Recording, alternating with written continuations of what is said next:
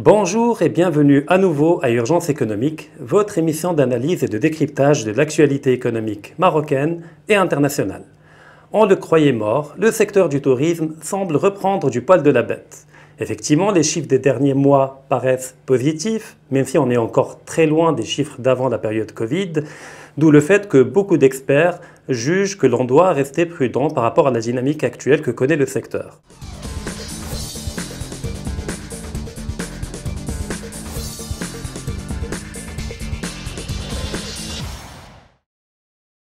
Pour en parler, nous avons le plaisir d'accueillir cette semaine M. Zoubeir Bouhout, qui est un expert dans le domaine du tourisme, mais qui fut également, si vous voulez bien vous présenter pour notre public. Zoubeir Bouhout, économiste, expert dans le domaine du tourisme et professionnel dans le domaine également. Vous avez été également président du conseil provincial. Oui, directeur du conseil provincial du tourisme de Ouarzazate. Voilà, c'est important à notifier que vous êtes quelqu'un qui connaît la réalité du terrain, autant que voilà, les différentes caractéristiques du secteur au niveau étatique, mais également au niveau des acteurs du privé. Exactement. Alors, il faut le dire, les 2 dernières années ont été très compliquées.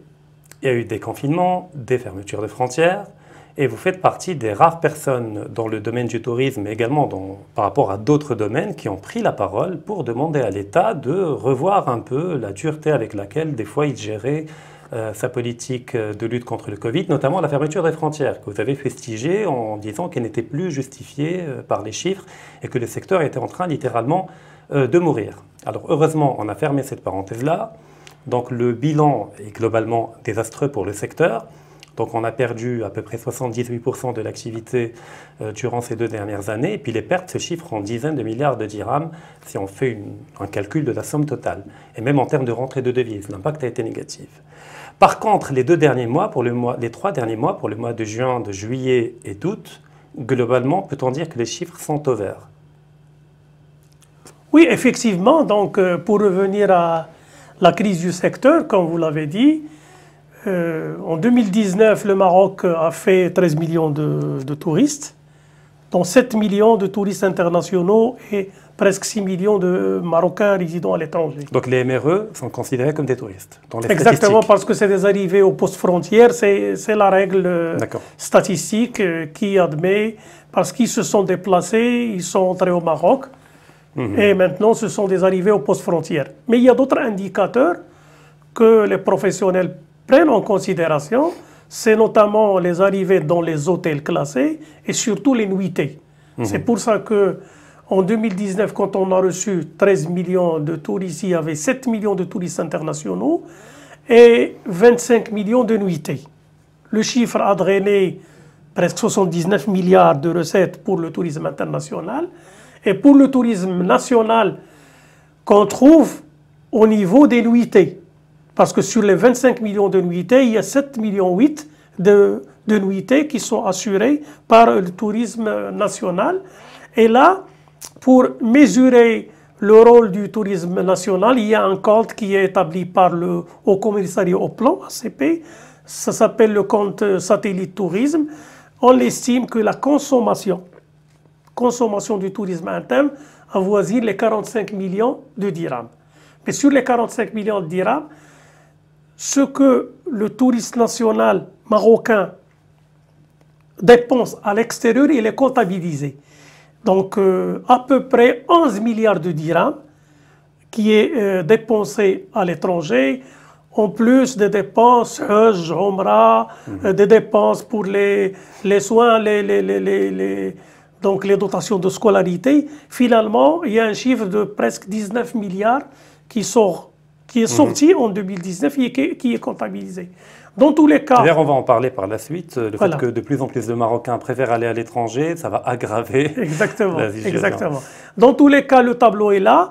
Donc voilà un secteur qui employait 500 000 personnes d'une manière directe, presque 2,5 millions d'une manière indirecte. Il y a tout un écosystème, hôtels, maisons d'hôtes, auberges, restaurants, transport touristique, location de voitures, guides. Il y a taxi, tout et toute l'activité économique. Il y a un effet d'entraînement sur toute l'activité parce que le secteur du tourisme, donc, en plus des 79 milliards qui sont injectés donc, dans la balance des paiements, il y a des taxes qui sont importantes parce que c'est un secteur qui fait rentrer des devises, c'est comme si c'est un secteur d'exportation, mais qui paie la TVA, contrairement à d'autres secteurs exportateurs. Et donc, si on fait un calcul simple... En plus, c'est un effet multiplicateur. Exactement. Si on fait un calcul simple, c'est-à-dire sur les 79 milliards de dirhams, si on part sur le principe que de 10% de la TVA, c'est presque 8 milliards directement en tant que TVA. Donc, il est important en termes d'employabilité aussi et en termes de présence dans tous les territoires. On a d'autres secteurs qui sont importants au Maroc. Maintenant, on voit la percée que fait la construction automobile, mais on va trouver 2, 3, 4 usines avec 30, 40 000 personnes maximum qui y travaillent. Par contre, le secteur du tourisme, vous allez trouver un bivouac à Marzouga, Ouzila, près de Guerguerat, partout, avec des moyens de base. Bon, ça va de milliards de dirhams d'investissement. Après, il y a également de l'informel dans le tourisme. Oui, c'est sûr. Il faut le rappeler, que tout n'est pas comptabilisé, qu'il y a une partie qui échappe à la fiscalité.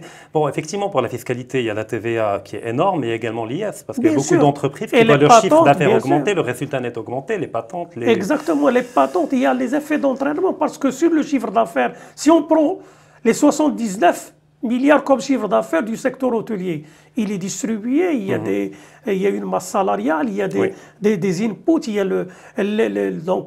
l'épicerie, les légumes, la charcuterie, tout ça. Donc il y a tout un effet d'entraînement sur tout l'écosystème. Et donc finalement, quand on l'a vu au niveau mondial, il faut le rappeler, c'est que depuis 1950, 70 ans, il y a toujours eu une progression. Donc, pour rappel, en 1950, il y avait 25 millions de touristes. Et on est arrivé à 1 milliard 460 000 en 2019. Il y a 2 périodes avec le SARS en 2003 où on a perdu globalement dans le monde entier 2 millions de touristes, mais ça a repris par la suite. Et la crise mondiale, 2008-2009, il y avait une baisse de 37 millions. Mais maintenant, c'est 1 milliard à plus qu'on a perdu. Donc, un secteur effondré au niveau mondial. Et même au Maroc, face aux 13 millions, on n'a eu que 2,8 millions en 2020, puis 3,7 millions en 2021, et puis on a perdu donc globalement à peu près 90 milliards de recettes en devises. Et peut-être 40 à 50 milliards pour le tourisme interne. Après, l'impact à l'échelle mondiale n'a pas été le même pour tous les pays, parce que tous les pays n'ont pas adopté les mêmes stratégies de lutte contre le Covid. Il y a des pays comme la Turquie qui ont été beaucoup plus flexibles, ayant compris la centralité du tourisme dans leur économie. Et d'ailleurs, même aujourd'hui, ils font tout pour l'entretenir, malgré le conflit entre la Russie et l'Ukraine, sachant qu'il y a beaucoup de Russes qui viennent en Turquie. Donc le tourisme en Turquie dicte même en partie la géopolitique de la Turquie et son positionnement par rapport à des conflits locaux, etc. Donc là, on voit des pays qui donnent une vraie importance au tourisme et qui en ont fait un fleuron de leur économie. Et j'aimerais revenir par rapport au déphasage entre le nombre d'arrivées de personnes de l'étranger et le nombre de nuitées.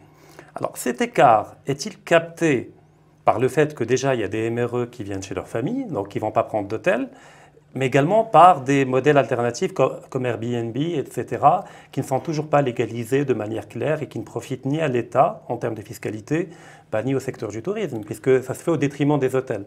Oui, c'est sûr, parce que dans le tourisme, il y a une partie qui est formelle, qui apparaît dans les statistiques. Mais c'est sûr, il y a des nuitées qui ne sont pas déclarées, soit des hébergements Airbnb ou chez l'habitant ou chez la famille. Chez la famille, les MRE, parce qu'ils ont leur maison, ils ont leur famille. C'est leur pays, ils viennent. Moi, à la limite, ils participent d'une manière significative à l'économie nationale, parce qu'en 2021, ils ont transféré presque 94 milliards. Même cette année, il y a eu un chiffre record. Oui, malgré les difficultés, malgré... Vers la fin d'année, avec le même rythme, on peut atteindre les 100 milliards, si on va avec le même rythme. Mais sur le plan consommation produits touristiques, c'est à déterminer. Ce n'est pas la catégorie peut-être la plus significative. Ils ont leur maison. C'est normal, ils viennent chez eux, ils viennent pas pour... Mais ceci dit, il y a un potentiel important. Si on prépare un produit qui répond bien à leur aspiration, à leur mode de vie, à leur mode de consommation, peut-être ce sont des créneaux qu'on doit activer. C'est très important, comme le tourisme national. Dans tous les cas, pour revenir à l'histoire de la Turquie, c'est vrai que la Turquie a fait 51 millions de touristes en 2019. Elle a perdu presque 75% en 2020, mais en 2021, elle a doublé les chiffres. Rapidement. Et elle a doublé même les recettes en devises. C'était 103% de progression en 2021. En 2021... Et pourtant, il y a encore des Turcs. Je veux dire, ils ne sont pas morts du Covid. Oui, oui, bien sûr, bien sûr. Je pense là, il y avait une logique. Moi, je pense qu'il y avait une logique économique chez les décideurs. C'est peut-être de sauver ou d'assurer plus de sécurité pour les autres chaînes qui étaient en service, c'est-à-dire l'automobile, les câblages, etc. Avec les touristes, il y avait une peur de voir la pandémie se propager d'une manière un peu plus importante et de toucher les autres secteurs. L'industrie. Je pense que c'est ça. Et après, mais maintenant, en plus, on n'a pas les mêmes hôpitaux que la Turquie. Exactement, exactement. C'est un autre problème. Et par la suite, bon, pour revenir au cas de la Turquie ou même de la Tunisie, ils ont préparé le protocole sanitaire bien avant nous. Quand ils ont préparé le protocole sanitaire, moi je me rappelle, ils ont fait des visites dans des dizaines de pays pour dire on est prêt à vous accueillir avec un maximum de sécurité, avec des offres, etc. Et ils ont pu récupérer. Et c'est pour ça, les chiffres qu'on a premier semestre 2022, ils ont déjà atteint les 50% de 2019.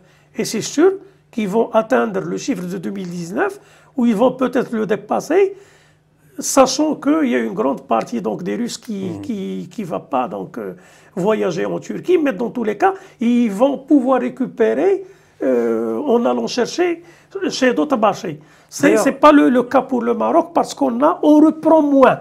Oui.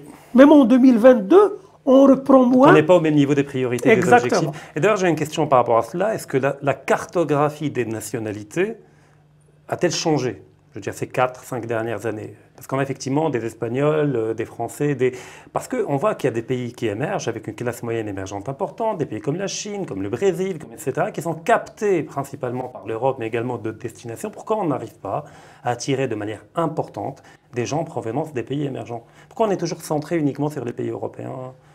Pourquoi il y a la cherté du billet d'avion, il y a beaucoup d'obstacles, mais qu'on peut lever, c'est-à-dire dans le cadre d'une stratégie? Effectivement, maintenant, dans le cadre de la stratégie, il faut voir tous les manquements, les dysfonctionnements qui existaient auparavant pour essayer de le Déjà, qui prédomine aujourd'hui, la cartographie actuelle, en termes de nationalité? C'est l'Europe, la France, parce qu'il y a deux indicateurs à prendre en considération. En termes d'arrivée, les Français, c'est à peu près 2 millions, suivis par les Espagnols, 880 000, et puis les Anglais, les Allemands. Donc l'Europe. Et l'Italie. L'Italie, elle est en 5e position en termes d'arrivée. Mais elle est 9e en termes de nuitée. Et donc, il faut prendre ça en considération. Oui, oui.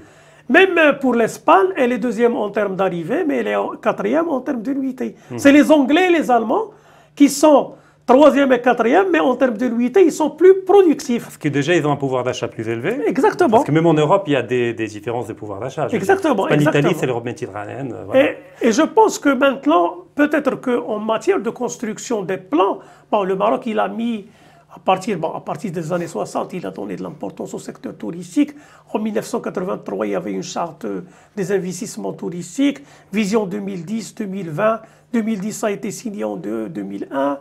2020, fin 2010, maintenant on a une maturité pour pouvoir faire face aux dysfonctionnements. Parce qu'on n'a pas besoin que de chiffres, on a besoin des chiffres, nuitées et recettes.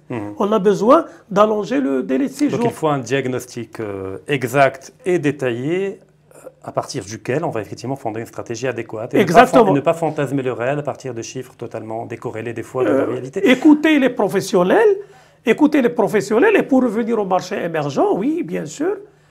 Si on prend le cas de la Chine, par exemple. Ou le Brésil, il y a des millionnaires, des milliardaires, une classe moyenne, il y a un pouvoir d'achat énorme d'argent. Enfin, il y a beaucoup de pays. Le Brésil, je crois qu'en 2013 ou en 2014, il y a eu une tentative, mais par la suite, quand on ne fait pas une politique qui s'inscrit dans la durée, ça ne donne pas les chiffres. Parce que si vous voulez attaquer un marché, il faut avoir un plan d'au moins 5 à 8 ans pour pouvoir avoir des résultats. Et pour que la dynamique devienne autonome et n'ait plus besoin que l'État soit derrière. Pour la Chine, c'est un cas exceptionnel. Sa Majesté le Roi, en 2016, a décidé de supprimer la condition de présenter les visas pour les touristes chinois. D'ailleurs, il y a eu une visite royale en Chine, à Pékin, il y a eu des partenariats qui ont été signés. Exactement. Et par la suite, on est passé de 10 000 arrivées, la Chine, qui dépasse les 1 milliard. On n'avait que 10 000. C'est zéro. C'est zéro.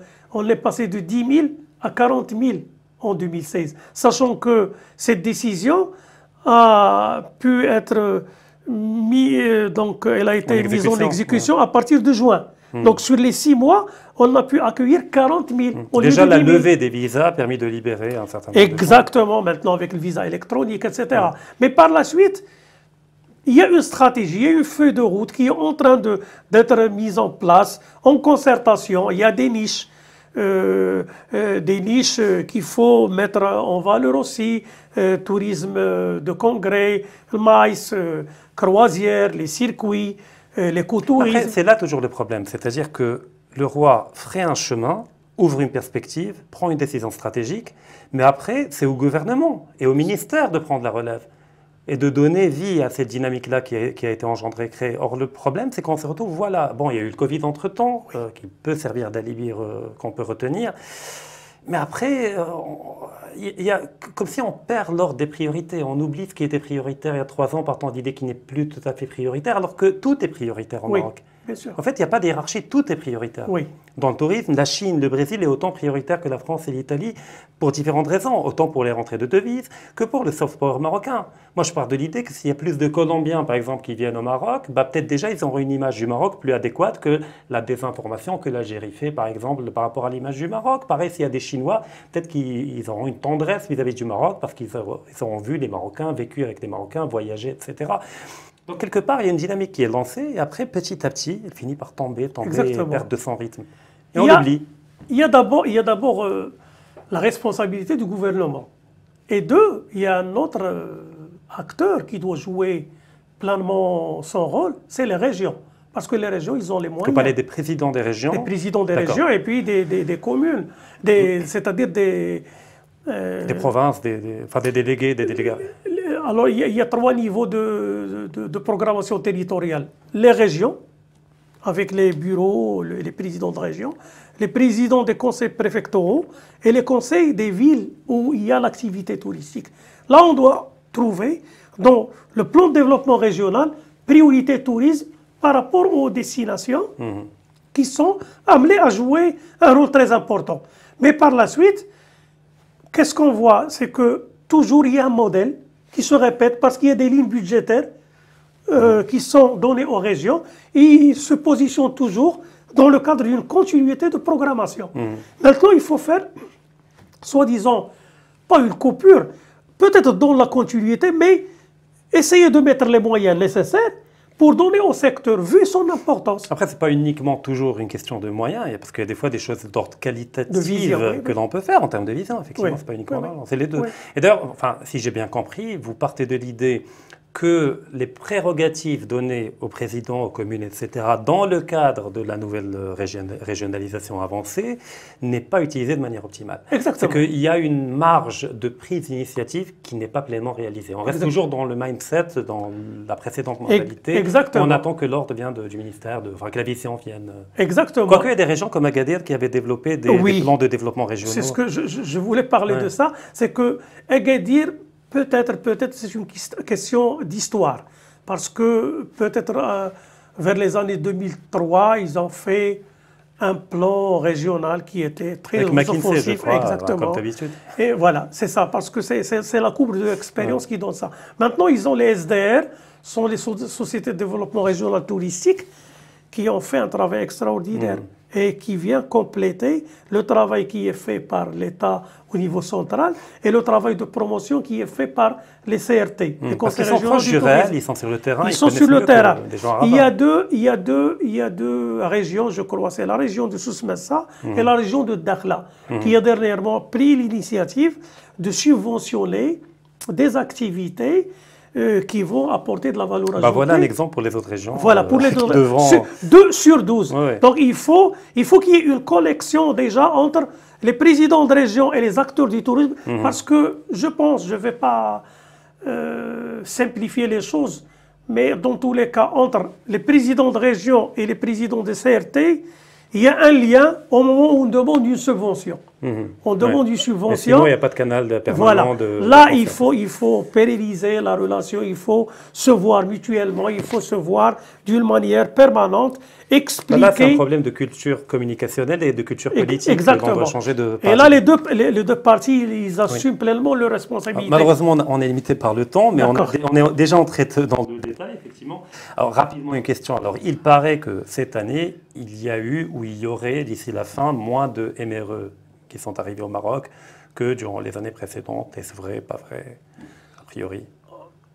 D'après les chiffres qu'on a, peut-être que d'ici fin août, il y aura moins d'RME comparé au mois d'août 2019. D'accord, donc il faut revenir avant le Covid. Oui, on revient avant le Covid. Parce qu'en 2020-2021, bon, on a perdu 80% des arrivées. Oui. Donc, quel que soit le chiffre, il va être plus important que 2020-2021. Oui. Mais en 2021, il faut se rappeler qu'il y avait une initiative du roi. Pour abaisser le prix des Exactement, billets. C'est ce qui a donné.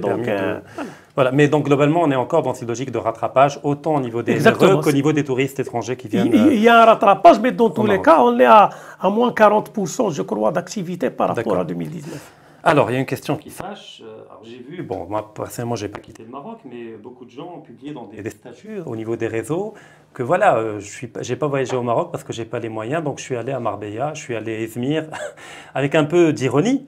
Mais il est vrai que pour beaucoup de gens, aller dans un hôtel 3 étoiles dans le sud de l'Espagne, c'est premièrement plus rentable et deuxièmement, la qualité du service est meilleure que d'aller à Marrakech ou à Tanger, etc., dans un hôtel 5 étoiles, autant au niveau du coût qu'au niveau de la qualité des services. Comment expliquer ce déphasage? Je veux dire qu'aller à l'étranger en Europe coûte moins cher pour une semaine ou en Turquie qu'au Maroc. Déjà, est-ce qu'ils ont raison de le dire? Non, en réalité, il y a un phénomène, ce phénomène de la cherté, il faut l'expliquer par la loi de l'offre et de la demande, dans un premier temps. Parce qu'il y a d'autres explications par la suite. Parce que le mois de juillet, août, c'est là où il y a une concentration de l'activité touristique. Il y a une forte demande. Au niveau des touristes étrangers au séjour, il y a une forte demande. Au niveau des MRE, qui rentrent, parce que 40% du chiffre global sur l'année, il est concentré sur les mois de juillet, août. Et puis, il y a les vacances scolaires au Maroc. Donc, non, mais la demande, c'est bien. Plus la demande est grande, mieux c'est. Le problème, c'est au niveau de l'offre. Mais c'est au niveau de l'offre, c'est ça. Il y a une grande demande, mais l'offre, on n'a pas une grande offre. Et donc là, ça nous amène à la question de l'investissement. Vous avez parlé du fait que le Maroc doit investir une forme de plan Marshall énormément. Alors, cet investissement, il doit prendre quelle forme? Où investir? À partir de quoi? De quel argent? D'accord. Là, je vais expliquer. C'est que déjà, au niveau des chiffres qu'on a, les chiffres disponibles, parce que pour construire une feuille de route ou une stratégie, il faut partir sur des bases solides. Déjà, la capacité litière qu'on a, qui est donc communiquée par le ministère du Tourisme, elle n'est pas réelle. On communique à peu près 280 000 lits, alors que ça prend en considération aussi les hôtels qui sont fermés. Première des choses, c'est qu'il faut actualiser les chiffres. Deux, on doit augmenter notre offre touristique. On doit améliorer la qualité de notre offre. Déjà, il y a des hôtels... Des audits, des contrôles, Ah oui, déjà, au niveau des hôtels qui sont fermés, voire parce qu'ils sont déjà construits, ça ne nécessite pas de gros investissements pour les redémarrer et pour pouvoir facilement recruter, former créer le personnel, exactement, créer de l'emploi, créer de la valeur ajoutée, attirer des devises, etc. Alors là, c'est le privé ou le public qui doit investir là-dedans? C'est le privé, mais le public doit faire son rôle en termes, d'abord pour les nouveaux investisseurs d'assiette foncière, et deux, en termes d'accompagnement des subventions. Parce que quand on donne des subventions, le privé, il met de l'argent. Alors, soit par des avantages fiscaux, qui des permettent avantages, de libérer de l'argent, ou par des subventions directes. C'est le cas, par exemple, partout dans le monde, même le secteur du cinéma, il y a des mesures incitatives qui sont données par des pays pour attirer le tournage. Ils donnent de l'argent cash aux producteurs sur le volume global de la production qui est contrôlé, il faut aussi remplir des canevas. Donc, il faut de l'investissement. C'est sûr, parce que la capacité, la vraie capacité qu'on a, c'est à peu près 220 000 lits. Et si on veut atteindre les 26 millions de touristes d'ici 2030, avec un délai moyen de séjour de 3 nuits au lieu de 2,47, parce qu'on doit améliorer, parce que plus on allonge le délai de séjour, plus on aura une recette plus importante. Donc, ce qui fait, avec les 220 000, si on veut atteindre les 65% du taux d'occupation, on doit avoir minimum 330 000 lits. C'est un calcul clair. Donc les 330 000 par rapport aux 220, il faut aider les investisseurs qui existent. Il y a des structures qui sont fermées. Il faut chercher des équilibres entre régions. Les équilibres entre régions, parce que si on prend, il y a une concentration touristique, comme par exemple la ville de Fès.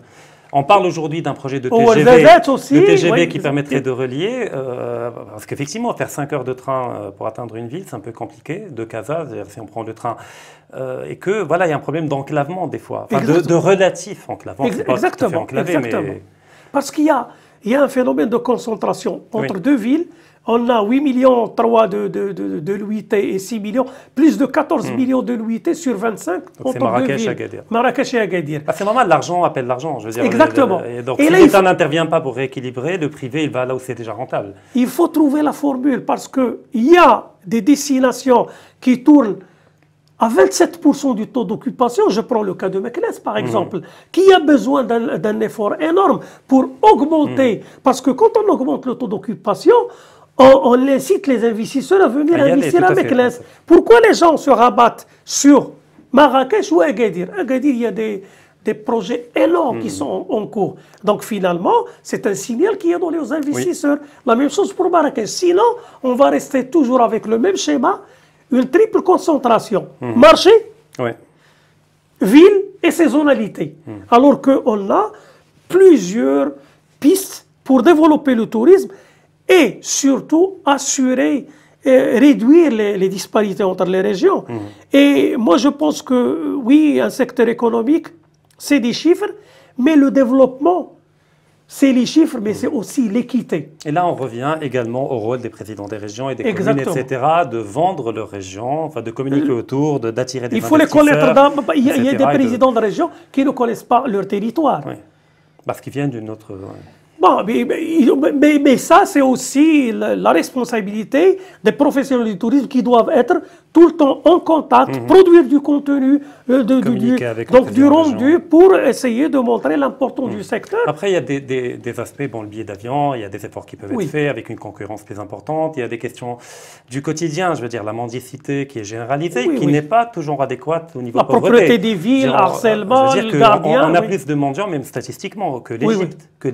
Mais infiniment plus que l'Égypte. Il y a les gardiens de voiture, l'harcèlement des gars. Ça, il faut arrêter. Je veux dire, un touriste qui vient, qui est harcelé, chaque fois il doit payer, même plus que le Marocain, alors qu'aucun ne doit payer. Il y a le problème de la saleté. Donc tout ce qui nous ramène au tiers-monde, en fait, doit être combattu, évacué. Alors, dernière question, si vous pouvez répondre rapidement, mais c'est compliqué. Alors, 2030, peut-on doubler ou non le nombre de touristes? Oui et non.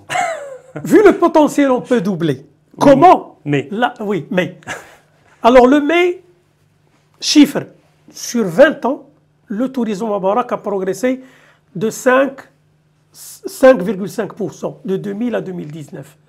Maintenant, si on arrive à 9 millions de touristes fin 2022, donc de 2022 pour atteindre les 26 millions, il faut progresser à 14%, plus de 14%.